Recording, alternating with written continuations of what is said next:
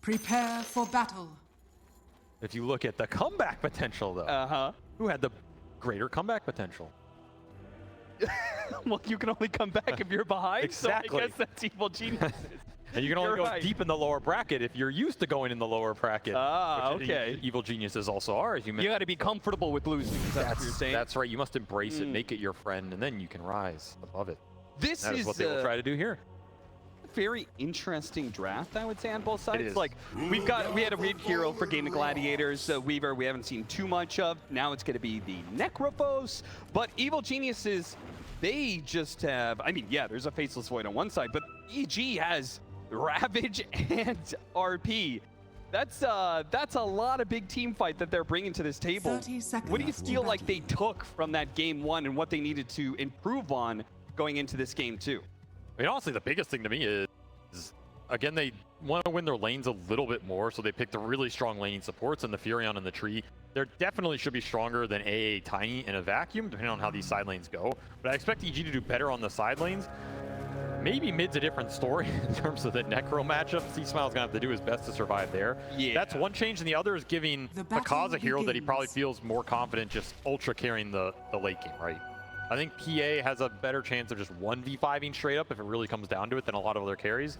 Still the case even after the nerfs. So I think that's some of the things they've adjusted here. And of course, trying to answer what Gaming threw at them, which was, for me, a very unconventional draft for Gaming. Like, they got the Ace Dazzle, which has kind of been one of his heroes to supplement this aura builder that doesn't necessarily straight exist anymore, right? Right. It's a hero that does it through the spells in a degree, but very lane oriented, which is something they've done throughout the year, but went away from for a bit.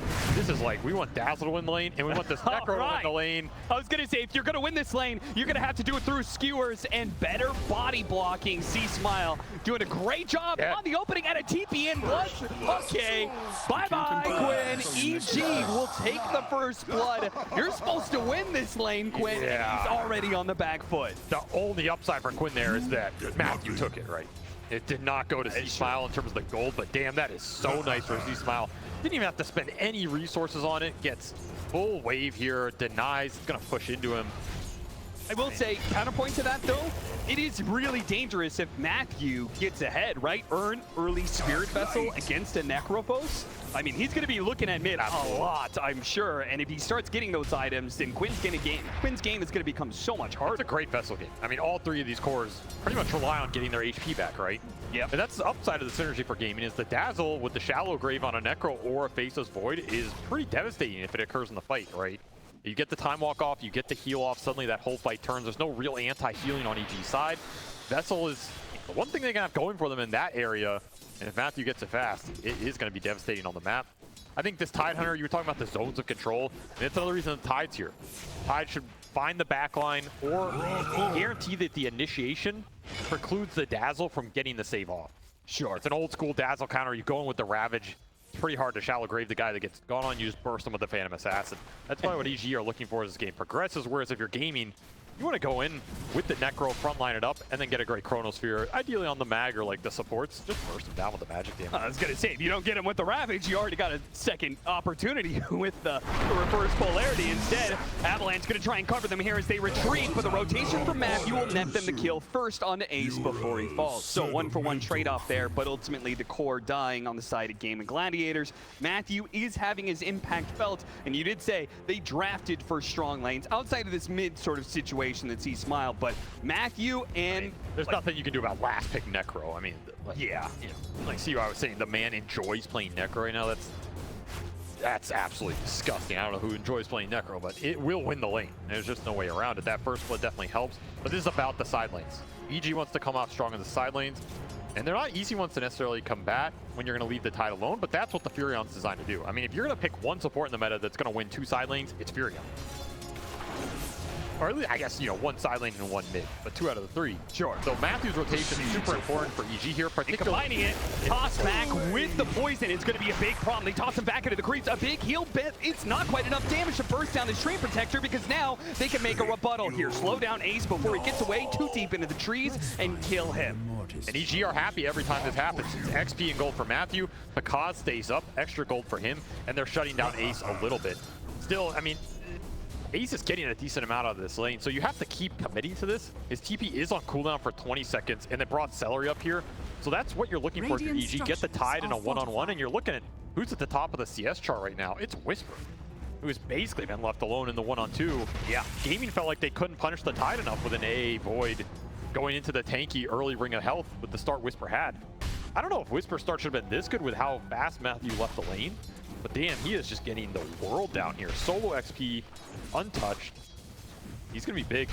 Now, I brought up the Urn Spirit Vessel on Matthew, but he's opting for the Medallion Solar Crest build-up instead, which is just as good of a build-up, but better for his PA and his Tide Hunter. Big minus armor, but the damage. This tri-lane is dangerous, man. If you get a toss back, you're being pushed into a dazzle with an advantage, and he's going to be able to run you down, not just one, but perhaps two. Pakazs does get away only because of the fact that, oh, the poison damage. He does have the stick, though, and was able to pop it, but he's not feeling great about his position. He brings a little treads to himself, but he's gonna need some regen.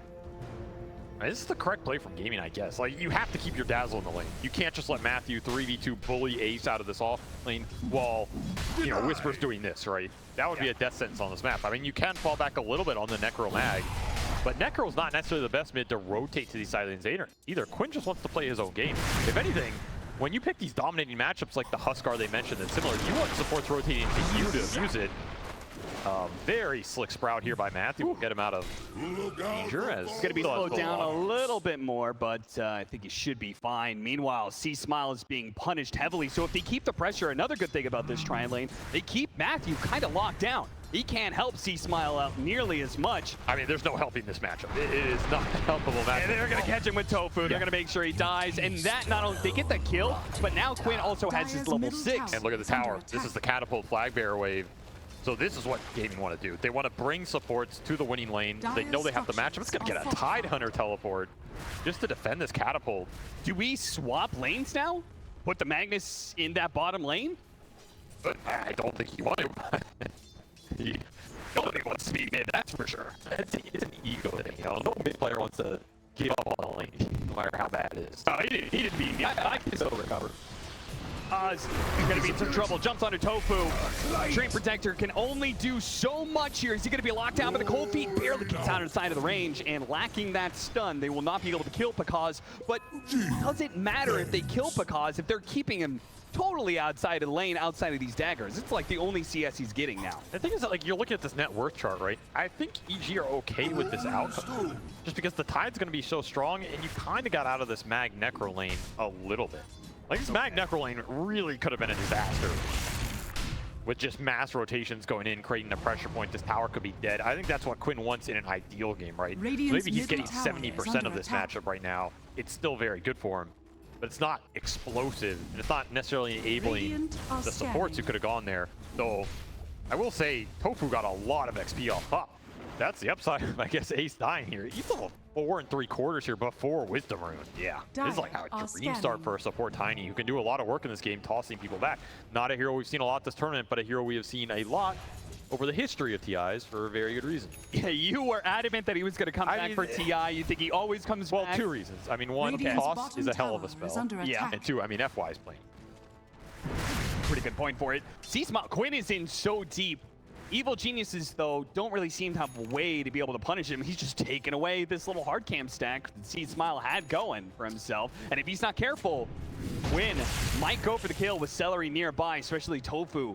An opportunity to maybe toss Quinn onto that big Magnus. Panda, who is sticking around a little bit too long, does get spotted. He'll be the victim instead of a Reaper's Sight. He goes down, and Quinn gets his first stack of the game. You mean making the correct read, playing up with this Necro, backing up and baiting the jungle. If the Mag doesn't want to lane burst, you bring the lane to him. Look at C-Smile. The stacking. He's like, I got like 5 seconds to hit creeps in lane. That's it. Not going to be able to power rune, of course. Dyrachyo cut over to see if he can get the C-Smile kill, and he looks like he may just have him. Time dilation slows him down a bit. He can use the Chronosphere, but he'd really rely on bashes to finish him up. How good are your bashes, son? Can he get the bashes required? 4 hits, not quite enough. They're not very good. 6. Okay, tOfu's here. Looks like they're going to cut off C-Smile. And hey, they don't need the bashes, apparently, when you just bring enough heroes to the table. I was almost demoralized. God, it was. So he's like, oh, surely I'll bash him. Quinn, meanwhile, did get a double damage. Perfect time for that when nobody's in lane pressuring the tower. Yep. Again, against a Dream Protector, it does seem like Gaimin Gladiators really put a heavy emphasis on taking the towers before living armor levels are up. The upside of the last pick, lane-winning matchup, especially for this player.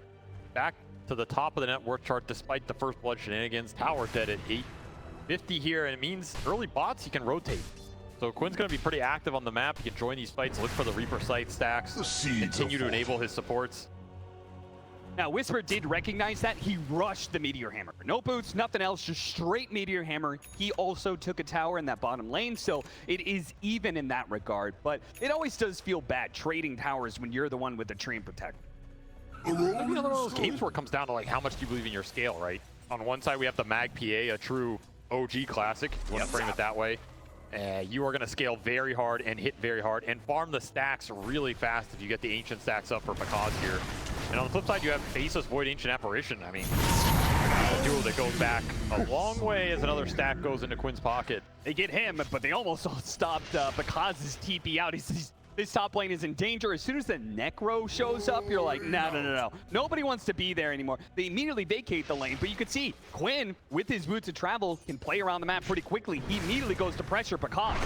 Might even be able to get him too. Avalanche slows him down, and dyrachyo shows up for yet another fight. Not that he's needed, but the help might actually be needed here as Quinn's going to keep trying to dive in. The heals are just enough. They got an RP. Skewer back into the tier 2. Throw that Ravage down. Finally get the punish on Quinn.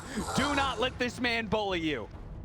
I thought that was just going to be a bad death for Pakazs, and somehow it turns into they get the biggest kill on the map. It's a lot of shared bounty gold too because the whole team showed up. Man, what a massive difference like 50 HP makes because Pakazs lives and he goes straight into being able to farm a hard camp stack, or excuse me, Ancient. So yeah, this is nice. He lives off the living armor and now he gets early in power.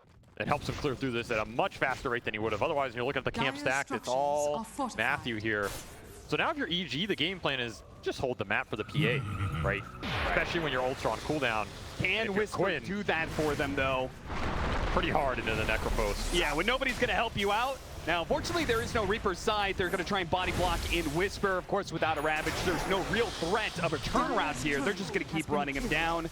They will eventually get this kill and start going for that safe lane tower. The battering ram. Just continue to run the Necro into these cores that are not ready to fight him right now. Claim as much map control and space as you can. This is all absolute free time for the Faceless Void or the Dazzle. Ace is just going to go straight to the Midas. You already have the Mask Madness up for dyrachyo. So both the other two gaming cores, they're just not going to get touched. Quinn is way too much of a menace right now. He's going to make his presence felt. I mean, he's just running behind the tier 2 at 11 minutes. You've got to be a little careful of some skewers here, but outside of that, you're not afraid of anything. Yeah, and I guess this is the time to do that before the Blink Dagger is up on C-Smile, which I assume, similar to Game 1, is going to be his rushed item. I mean, he has got 1,500 gold in the bank right now. Yeah, probably. You're just way too poor here. Your lane was way too bad, and you're not getting the farm priority to go some carry mag type build. Yeah, when you're kind of like this far down, repositioning is probably the best way to even the odds. I mean, right? Rushing Blink also doesn't feel great, right? Yeah.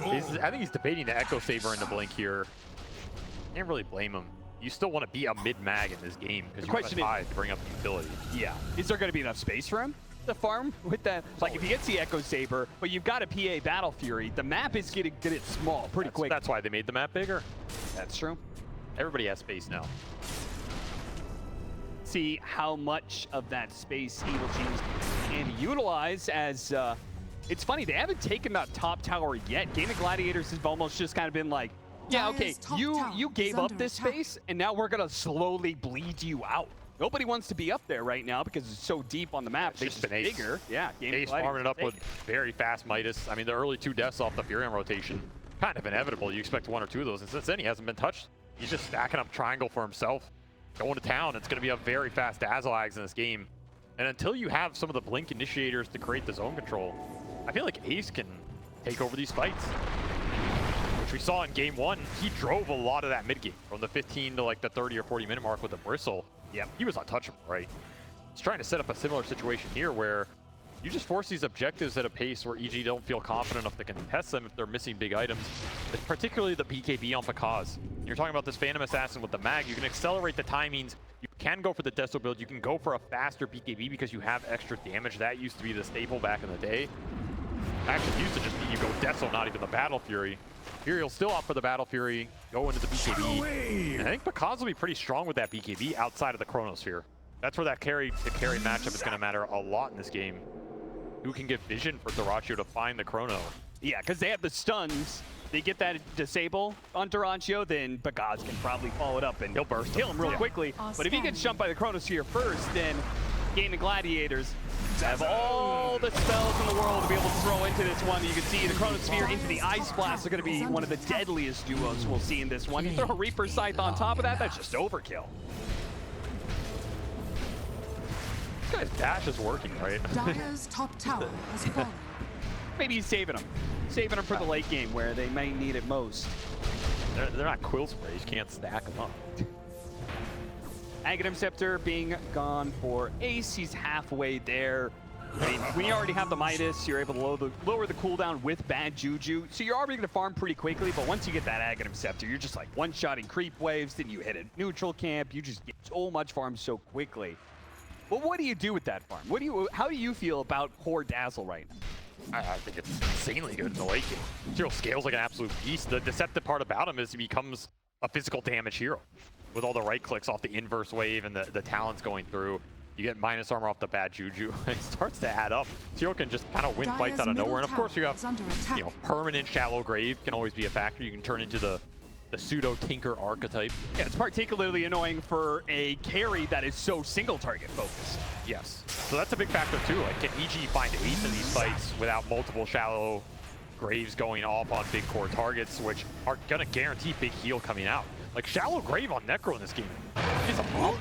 Yeah. It's a lot of extra heal, a lot of time that aura is just going to work in the fight. Heartstopper is what this hero's built around now, particularly with this heart into a later Ags build. If Quinn's alive for 5 or 6 more seconds because he hits graved and then dies, that might be enough to win you the fight, because it might force a situation where Pakazs has to commit in and you just get stuck there even during a BKB duration. It really is up to the big bruisers here for EG between Wisper and C-Smile. You have an RP skewer, you have a Ravage. You need to find and set the fight up for Pakazs so it works in that type of way. And on the flip side, if you're tOfu, we talked about the art that he had. I mean, you're gonna have a fast tiny blink in this game. Yeah.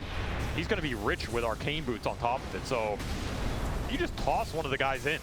The fight gets very awkward for EG very fast. Yeah, that repositioning, getting him away from the Dazzle is going to be pretty key. Shadow Wave! And that blink is finished at 16 on top of arcane boots. I mean, he's approaching C-Smile right now. And you didn't have to lane against Necro, so it's pretty scary. Art almost done for Quinn. No blade mail required in this game because he's really not receiving a whole lot of smoke from the EG side. They haven't touched him too much. Gaimin just gearing up for their timing, right? You hit this hard on Necro, you're gonna have the Ags on Dazzle. Your team fight becomes so strong at that point in time. Gonna go for C-Smile, the Blink Dagger. There's that burst from the Tiny with the Ice Blast, the Reaper Sight. It's just a guarantee. You only need a bit of damage. You get him down to close to half. The Reaper Scythe will probably do the rest of the work, but if not, it gets him close enough for the Ice Blast to shatter him. 4 stack of the game, an extra 8 HP regen permanently for Quinn. And this trio is, I mean, the synergy is just so good with the Ice Vortex going down, amping up all the magical burst damage. This is where AA feels great. That's why I feel like we're seeing this hero so much more. It's about the Ice Vortex, not the ult for me. I mean, the ult's great, but you drop 3 or 4 of these down in a fight, you have a bunch of extra magic damage going in. Even Faceless Void, that combo's existed for a long time because, yeah, your Colty procs, but if you're amping all these bashes and Maelstrom procs. Is under attack. That's a good point. The amount of magic damage. And if there's anybody else to throw some spells into that Chronosphere, then all the better. Oh, it's Matthew. Low priority game. You guys suck. I'm playing on the high ground here. I mean, we've all been there. So he's going to try and pull the Ancients to him with Treants. That's pretty funny. This is Dyer's effective, middle but it's tower is not under that attack. efficient. Coin for me. I actually don't know what he's doing. He's Yeah, he didn't pull the Ancients to him at all. just chilling. He's watching Pakazs farm right now. Hey, oh, here comes the farm. It's coming. Yeah, but the thing is, he can't kill Couriers are on their way. I mean, is he really going to TP off a cliff to kill a courier? Oh, what? One of them's gonna get close. Get that one. He doesn't want it. No. Oh. We sure this is Matthew? Yeah, this guy is the courier killing king. Still on the player cam, right? 10-4. Dire's top tower A is sleepy under game attack. right now. Gaimin Gladiators, very similar to game number 1, where they take an early lead. It feels like Evil Genius have already conceded to just playing for the high ground and playing for the late game rebuttal. But Dire's top I tower do have is to under I mean, attack. I've heard this phrase, play to win, not play to lose, so many times in the TI's history. I do have to wonder, Avery, is EG just banking a little bit too much on playing it safe and conservative here? As Gaimin Gladiators seem to have all the space in the world. Anytime they see somebody, they can jump. They jump onto Panda here, get that kill, and oh, hey, look, there's a Tidehunter. We'll get that kill as well. I don't know why Wisper shows there. I think that's, I mean, you just give him the treant, right? Unless you're ready to fight this with the Phantom Assassin, you're not taking the fight. Your lineup deals 0 damage outside of PA going in and joining the engagement. That's what you're waiting for here. Talking about what is EG's game plan, I mean, it's Pakazs. Team is centered around, and the BKB just got finished, so you gave up 2 big kills there in exchange for a Chronosphere. Maybe something EG is okay with if they can make a move right now and exploit it. Dire's Damn, middle you are giving tower Gaimin a is lot of under room, attack. and when you give this team room, they build the lead quite fast. All 3 cores, straight to the top, 7K net worth lead. Yeah, you got to remember, they're a Western European team. They will methodically take a lead over you and grow and grow and grow it. Heard from Quinn in that listen-in last game, right? It's not the barracks that's going to win us the game. It's building an advantage and killing them over and over again. Evil Genius. I mean, to be fair, though, the Bears was what kind of won them that game. Yeah, they did eventually, yeah. And Blink on Mag. So Z-Smile, he stopped off for the Echo Saber, will now finish the Blink. You got to get something. I don't know how much you just want to rest Radiant's on PA middle tower is 1v5 under in the attack. game. I mean, Yeah, you can't say the game plan at 7 minutes is, let's let them go high ground, guys. That's when we'll stop them. Hey, look at the courier play. Radiant's there it middle is. tower The is under pentagram attack. of Torment or Death. I'm telling you, man, it's so value to be able to have a hero that can solo a Tormentor. Well, and not for Bristleback that. does that, Dazzle does it. Yeah, for a tiny shard. Well, Tiny Shard isn't the best, but hey, that's why you can solo it, because you didn't commit very many resources for it, right? True. And now you that can get about a it. second Tormentor at 30 minutes. Radiant are scared. Okay, there we go. There's the Blink Dagger reveal. Jump back onto tOfu doesn't feel very good at all. Dyrachyo gets a pretty decent time dilation. Overgrowth is going to be put to work here. Reaper's Sight doesn't quite finish him off, but they should have the damage, as Evil Geniuses really don't seem to have a whole lot going on here. Pakazs tries to jump in, pops his BKB, immediately trying to go for Seleri. This is just not working for EG. They're throwing a lot of spells, and not a lot of heroes are taking damage on the side of Gaimin Gladiators. It is all easily being undone by the Radiant Dazzle structures heals. are fortified. Gaimin Gladiators are sure to be able to run down something more. At least Dyrachyo is trying right now. He has Chrono back up in 1. He'll pop it. Yeah, might as well. You Yeah, just no. watched EG throw a bunch of spells around. It's not like they're going to be fighting you anytime soon. He So. saved up all the bashes. And He did. leave a pure Put him to good use as he'll Chrono the Tidehunter yet again. That was a fight without the Chronosphere, which is why EG were looking for with your Blink reveal, an okay initiation, and your BKB on PA that yielded 0.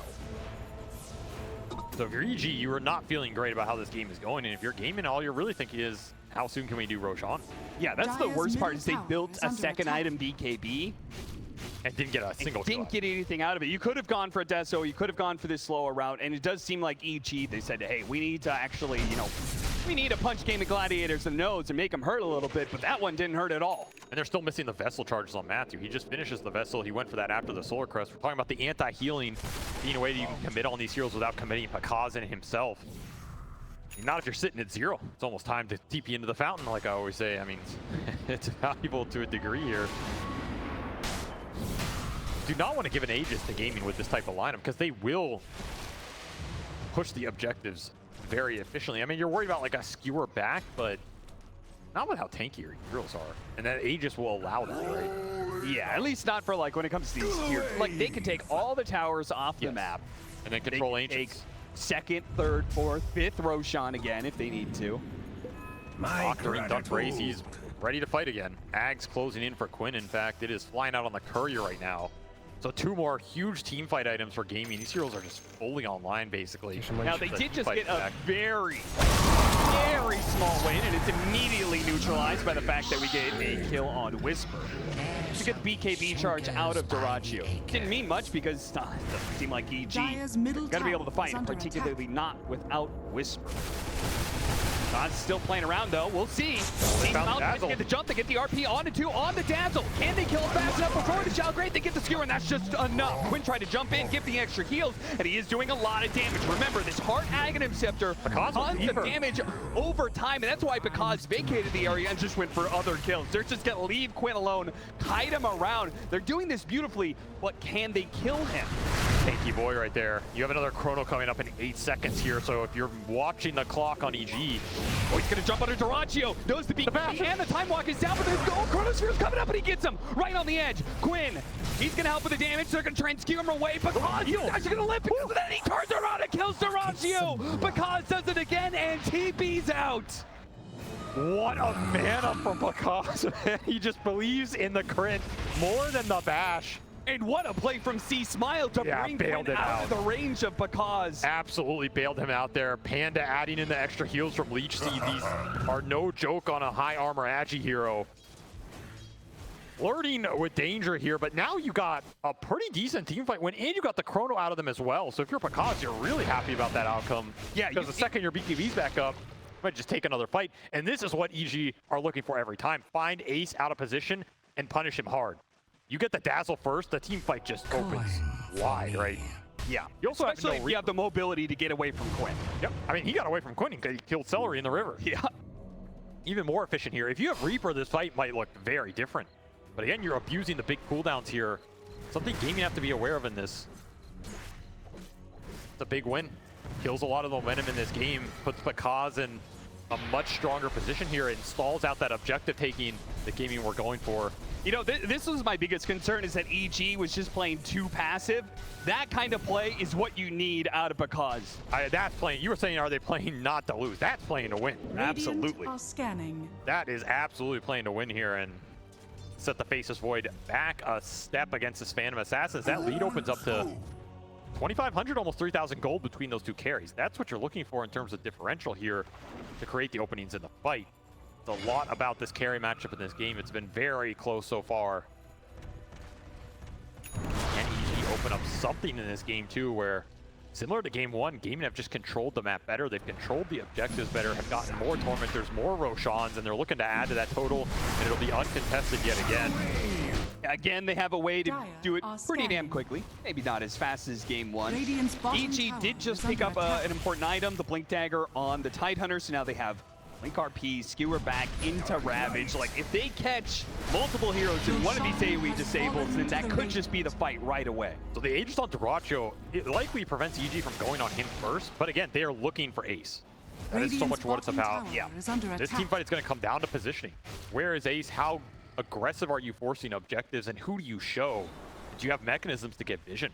And that's why he's going for the Blink Dagger, right? So he can deal with that Ravage AoE. He can play super far back, out of sight, out of mind, and then jump in at the right time to get the Shallow Grave. I mean, you probably even consider like Blink BKB. Just guarantee you're not too afraid of Ravage. So you don't necessarily need the BKB. It is, you know, confidence and positioning. Definitely wins you games. So how much are you going to get with this Aegis period? And how afraid are EG to fight into it right now? Because Pakazs just finished the Basher. He also got Orb of Destruction. I mean, he is melting right now with Living Armor plus Empower on top of this Phantom Assassin. This is truly a buff your carry and let him shine lineup right now. And I mean, he's just firing on all cylinders. Almost has level 20 as well. Choice of a tier 3 token. Scary, scary stuff when this PA comes on the battlefield. Gaimin Dire's Gladiators top have the tower advantage. is under 6,000 net worth lead. They have an Aegis in the hands of dyrachyo. He's working towards that MKB, working towards the answer to the Phantom Assassin. Radiant's bottom tower is under attack. And on the triangle right now, EG are smoked. Gaimin know they're there. Yeah, they know they're there. Are they expecting the initiation, though? Will they be able to react in this time? ward. TP away. Everything. TP away. Oh, they don't have Quinn now. Right, the initiation comes in. The Chronosphere only catching the Magnet. And the Overgrowth. That's the Overgrowth that's going to stop the damage, too. Oh, the Ravage will be able to fall. An absolute disaster for Gaimin Gladiators and Evil Genius. They will feast in this fight. Quinn is back. They'll take away the Aegis. dyrachyo's back into play. And yeah, Quinn's back with the Shield Rune at that. Oh, and Shellgrave just at the right time. He will bail on dyrachyo. They finish up the tree, but dyrachyo fighting for his life right now. Great avalanche to be able to cover him up, but the shallow graves are just won't die. going. He will not die. Finally, Pakazs deals with them, but the damage is done. Dyrachyo lives. Ace coming up huge in a team fight that could have been a disaster with Quinn going bottom. Instead, just keeps dyrachyo alive way too damn long. Wears out the PA-BKB, and suddenly you are caught in a man fight that just went on far past its expiration here. Yeah, I didn't think a second life was going to be enough for dyrachyo, but when he gets a third life and a fourth life off the shallow graves. How many ages is this enough, right? Yeah. That is why finding that dazzle is paramount for EG in these engagements. We are seeing the power of this pick in this type of lineup when you have the leaps, when you have the necro heals coming through. And that was with Vessel on dyrachyo that expired just before that last grave did as well. So you might have even gotten dyrachyo post back. This is just not what gaming we're looking for, right? You have overgrowth on the BKB Void during Chrono, and Pakazs gets to come in after all of it. But he chose to go on dyrachyo here instead of Ace, where Ace is in the back. Yep. And then he couldn't find him because of the blink. So maybe Pakazs just didn't see him there, or he had the prioritization of the Void because Chrono was down. Damn, did those Graves just destroy the back end of this fight. Yeah, the heals are out of control. When the shallow grave is used, it's amping up the heal, and that includes not just the necropose impact, but also the time walk impact. Exactly. I mean, yeah, Ace is like, whatever, man, you crit me twice, cool, but he already did his job. Yep. That was with a Reaper Scythe on a Treant. And Necrophos not there for the first engagement. And they still won that fight convincingly. Shows you the power of this lineup when it all comes together. And now you have an MKB done on your Face's Void, plus the level 20 talent. So the damage just went through the roof here for dyrachyo in these fights. Gold for me. And the items just continue to pour in. 10k gold lead. You have Matthew to make up some of it, right? Furion will always find net worth on the map if he can get to what I assume is an Ags being built up. Yeah. Pretty nice Ags game. Very close to it. 600 away. That disarm en route is going to be pretty good here because it forces dyrachyo into a tough position. This Furion will fly through. dyrachyo isn't happy. He BKBs and you get overgrowth. Oh, what a quick blink away from C-Smile right as tOfu tried to pounce there. And this Tiny is still massive, right? You're still looking at Blink, 4-staff, Yule's Tiny for tOfu. So the control, the disable, you also always have that Jerax play where you can toss someone into the Chrono. Yeah, yeah. Even if you're around the Chrono and not in it, you're not safe if you're on EG's side. Once more, just run Quinn in first. Let the Necrophos front line here with the aura. Pretty hard for him to get bursted. You're afraid of a skewer threat, but that's also what that Tiny Yules can interrupt. Dire's middle tower is under attack. All the itemization for gaming is hitting a really big stride right now. I mean, they're only missing that Aegis. Dire's courier has been killed. Feels like if they run. Oh, how's it feel, Matthew, to have your courier? What if there's a special bit of vindication you get out of that? Well, Matthew, I mean, very similar to game one. As you said, the Furion's going to be out on the map the whole time. He's also going to be cutting creep waves, which is going to be super annoying. And you're doing that with a PA who's always off the map in a way, thanks to Blur. Yep. You're always going to find the side lane farm. Very hard to stop for game. I mean, their catch is also pretty limited, right? Is it even worth trying to catch them? Probably not. All right, let's go ahead and take a listen into Gaimin Gladiators with that clutch move from Ace. Dire's bottom tower is under attack.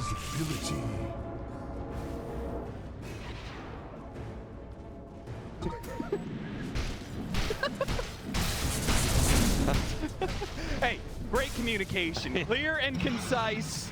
They can grave you again. I mean, that's top tier Dazzle gameplay right there. I mean, right, what else are you supposed to do? What does Dazzle bring to the late game team fights? Grave. That's what he and grave and grave. And grave. And more graves. Dire's middle tower there's is more. under attack. Don't hate the hero. Hate the ability. Hate Val for making the hero into the abomination it is now, right? 18-10, 12,000 net worth lead for Gaimin Gladiators. Very much a repeat of game one where they hold clear control of the game. They hold the map. They are much stronger in the fights right now. Question is going to be, how much do you need to be able to go high ground against a crazy repositioning spell? Last time it was the kick, this time it's going to be the skewer back. Evil Geniuses also have like more dangerous team fight. I mean, if things go really wrong for Gaimin Gladiators, it can go really wrong, yes. But their positioning in spacing should be pretty good, right? They don't have a lineup that needs to clump very much. They can have the Tiny go in, they can have dyrachyo watch the fight develop. Ace is never, in theory, going to be seen until he makes his presence felt. It's just the Necro on the front. Again, though, the high ground's just not easy because of the displacement in the Magnus. It's going to stall this game out, particularly with Living Armor, and that means how much can Phantom Assassin carry the game? It's a very similar situation to last time. Does Pakazs have the capability to 1v5 with a hero that was the 1v5 king in the previous patch? Does have his act completed, also got a Titan Sliver, which is just mega nice here because you're getting extra base attack damage on a hero that utilizes it better than almost any other carry. I don't know what kind of read Gaimin Gladiators have, but I feel like they could take a lot off the map right now just because I don't think they can, EG can play the next team fight without a nullifier. You got an Eon Disc now on this Dazzle. So there's pretty much no chance you're going to be able to catch him first in the fight or second, and even if you catch him third, then he's not going to die immediately. Pakazs is definitely eyeing it up here. I mean, you have two routes, right? You can go this nullifier. You can also just play for the level 25 dagger talent with a divine. Play that type of game. Something that 1PA a lot of games. You just play on the backline. You don't commit the hero. You commit triple dagger going in off divine damage. Then maybe you're not too worried about dispelling anybody because it's going to get insta-pop. Meanwhile, dyrachyo, he just wants to find the enemy carry here. He seems to know exactly where he is. Yeah, he's just running straight to him. And Pakazs immediately has to jump over to see Smile, but not a great position to be because Ace is sitting in lying in white. Pakazs, they got to fully get out of here. Dyrachyo, with his own BKB usage, isn't actually going to be able to pursue in the back line. See Smile, anything to stop him? Dyrachyo can't get there in time. I'll take the ward. That's all they'll get. Dyrachyo had some god tier read of where Pakazs was or something. He just ran across the map into him. Breaks that vision and cannot find the chrono, leaps the wrong way. So EG escaped for now. Gaimin running into issues, catching them on the map. They're continuing to build the lead. Looking for Matthew up here. They're sick of getting ratted. Double damage. And they will find it. Shouldn't have to use the chrono either, and no mana to use it actually, so. Sprouted, but he time walks right on top of him, does get it down. He time walk though, Pakazs immediately ravage into the burst. And now he wants that more. Kill. And yeah, now with the carry dead, they feel confident, but they gotta be careful about Quinn. They found Ace though, but without Pakazs able to take advantage of this, they may not have the damage for it. They try and use the overgrowth the same, but it's already dead. Pakazs is gone, the damage is gone. The Evil Geniuses need to get out of here, but they're gonna be slowed down to a crawl. The Ancient Apparition with the Vortexes, the tops up in the air, and the ever-constant annoying presence of Quinn will just heckle Evil Geniuses, laughing them down all the way to the grave as they're gonna lose 2 and maybe a 3rd core. We see Smile being tossed up in the air. Gets in front of him, but he got a blink away to the side. Perhaps he lives. So it's a carry for carry trade with a buyback on Matthew. Pakazs had the correct read, but maybe underestimated how much damage Quinn does on his own with these Vortex throwing down. Heartstopper did almost 900 to Pakazs there. That's enough to just guarantee the Reaper, and you gotta remember his BKB was on cooldown. That TP was very important from Quinn. They see Matthew, they're gonna catch him. They've got the Hex to stop him from TPing away, and the damage over time will complete. The dieback. 7 minutes, no Fury on here. You're missing the Vessel, you're missing that Ags. It's Wrath of Nature. Dire's middle tower is under attack. 70 seconds, we'll see him again, but yeah, opportunity for Roshan number 2. Cheese, pretty valuable. Dire's bottom tower is under attack. Massive, man. He's got 4,000 HP, 37 minutes. Absolutely huge, and he has a lot of charges too. That's the thing with the Heart Ags build in this hero, you're amping up how much this Heartstopper does. Just so much extra regen from 8 stacks. What do you do versus him? You have to sacrifice somebody, it feels like. Yeah.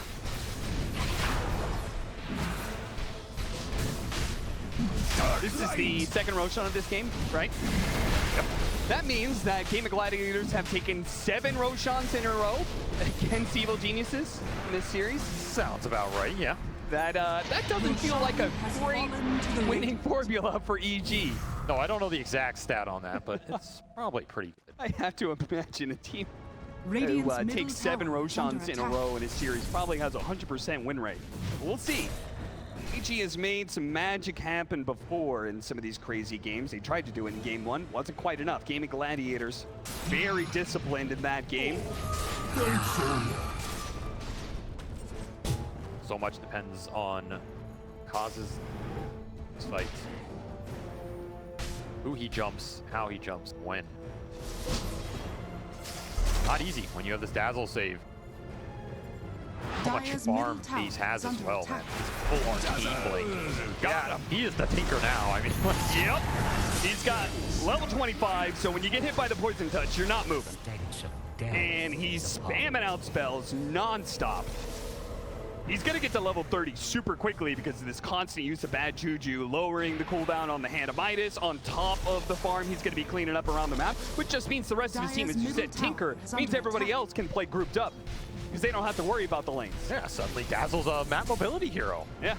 with Weird. no cooldown blink and the hex. Dyer's middle tower Never thought you'd has see the fallen. day. Got to keep up. Cheese drops for somebody. It is why when you were asking, you know, what's the late game look like for Gaimin? This Dyer's is what it looks bottom like. tower is under attack. It's absolutely toxic as hell and disgusting as hell, and Bounty. I wish EG the best of luck here. It's getting to a point where you have 6 seconds of debuff immunity for Pakazs. What's happening before and after that, right? Dyer's bottom tower has Not fallen. much good for you on the side of EG because your other 4 heroes are built around him cleaning everybody up. Yeah. You can only do so Dyer's much. A bottom lot of tower HP to is get through under here, a attack. lot of spells, a lot of saves. I love how they keep on covering Ace too. The bots too, directly onto the Radiant Dazzle. are scanning. The Tiny TPing behind him, just making sure Dyer's he's bottom within tower striking is under distance attack. if needed. And you Yeah, can see here, very aggressive. yeah, Shallow Grave is going to be locked down. Oh, the anchor on him is going to be a problem here. Constant Shallow Grave. Can they get a stun in there somewhere to be able to stop him? Ravage is going to be used. And finally, can they finish him off? But Bastion's required to use the RP. That'll finish him off with a nullifier put onto Quinn. He is also going to be in trouble. Ice Avalanche. Oh, the Goddess Ice was just enough. It covers him and finishes off Pakazs. Quinn will live as a result. And now the Chronosphere catches the tide right on the edge. It didn't get C Smile, but it doesn't matter. dyrachyo will hunt him down all the same. Quinn's just too beefy. Turns to gray. Even with a great fight setup for EG, they just get completely shut down. 2 buybacks out from Gaimin. It is worth noting on the Ancient Apparition and that Ace Dazzle. It's been a massive problem for them. But Reaper plus the Heartstopper has just been enough to kill Pakazs basically solo in these fights. Gaimin Gladiators are going to get so much done here. We do need to because they use some buybacks for that fight, but with an extra kill onto Panda makes things a whole lot easier. Once they get through this tier 3 tower, they don't have to worry about the living armor. Dyer's structures And tOfu are has just been fortified. so annoying with these avalanches going off. The utilities provided, keeping his cores alive. I mean, That's a stellar game. is EG just going to lose Dyer's top tower to has fallen. Megas here? Because I'm not sure if they could do anything They have with their 5. heroes as there are. Yeah, they've got 3 heroes with buyback, but no RP, no Ravage. Dyer's I don't top think they could has fallen. take a fight to Gaimin Gladiators. I think that would straight up just be the end of the game if they tried to fight. The other hope was, you know, Divine Rapier, triple dagger. Pakazs just never got to it. Couple bad fights, Gaimin take advantage of it, and suddenly, yeah, your whole base is gone here. Unless you're willing to commit the Phantom Assassin buyback right now. Does Gaimin Gladiators want to try and close it out right here? Because they might get caught on their way getting out of the base with this Megas. 5 seconds for the PA. You have no RP, no Ravage. You gotta keep Immediate that in pop mind. up in the air. C Smile not able to get the initiation he wanted. Has the BKB skewer out of it. That's not good for EG. They needed a good skewer away to be able to make this fight work. And now it's Gaimin Gladiators. Seemingly in the clear. Panda tries to jump in, hoping to be able to catch Pakazs. Doesn't What's quite Ace? get him. They're looking for Ace, but they want him so badly. Matthew's even teleporting in aggressively to find him, but Ace is already gone. Dyer's middle He's tower out of there. is under attack. Nobody can follow him in.